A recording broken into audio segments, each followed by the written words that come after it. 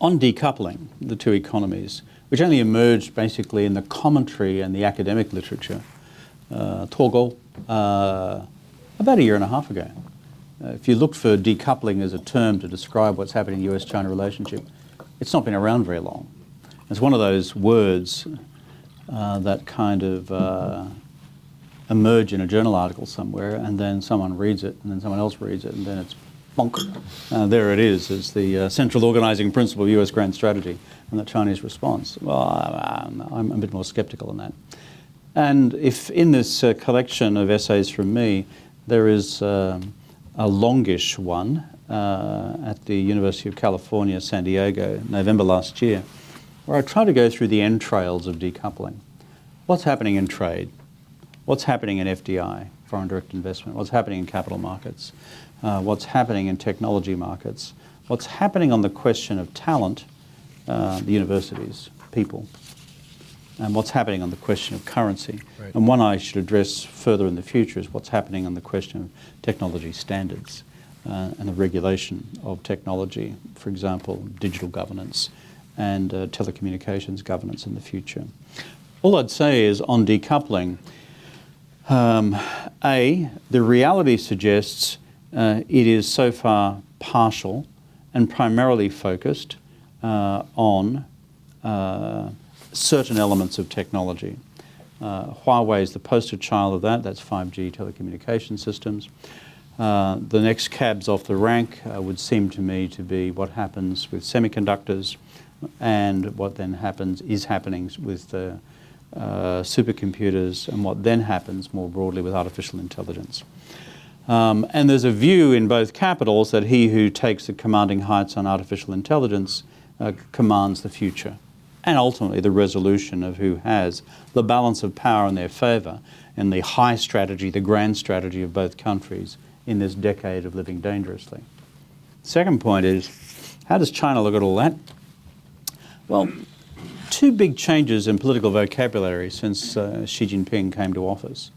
One is the rehabilitation of the term struggle, 斗争, which was a term which was last used really during the Cultural Revolution, because class struggle defined the Cultural Revolution.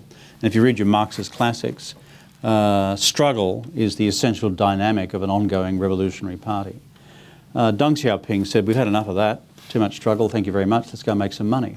And so everyone said, yay, let's go make some money. And that's basically been the organising principle since 1978, with not a huge amount of dissent. Chinese folks like making cash as much as they do here in Park Avenue. And the bottom line is, however, that with Xi Jinping's deliberations on the future of the Chinese Communist Party, he said, we need to struggle again for the party's future. In his famous speech to the Central Party School, Dang Xiao, last year, the word struggle, this old Cultural Revolution term, was used 56 times. And so that's one thing. And it suggests a more binary of view of politics at home and abroad than we've had in the past. The second, and directly related to the tech war, is this, 自力更生, national self-reliance.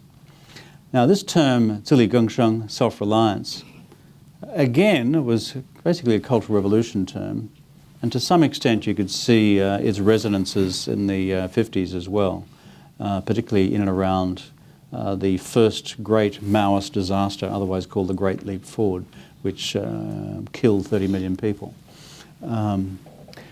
But now we have Xi Jinping, in response to technology decoupling, say we now need on technology 自力更生, national self-reliance.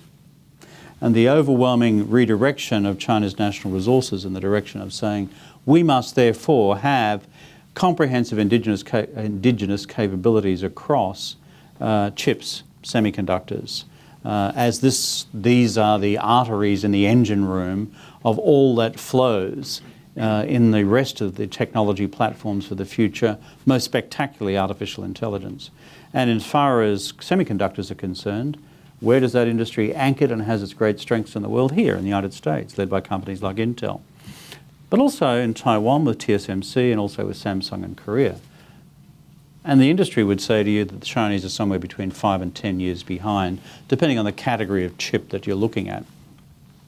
So, the reason I say that is China at the highest level of politics has now concluded that the United States wishes to progressively shut these doors. As a consequence, they've now locked themselves into a national strategy of self-reliance. Will it succeed or not? Open question. But on this technology front, if I was looking to the decade of living dangerously, it will become progressively more binary. What happens in the other domains of decoupling is a more open question.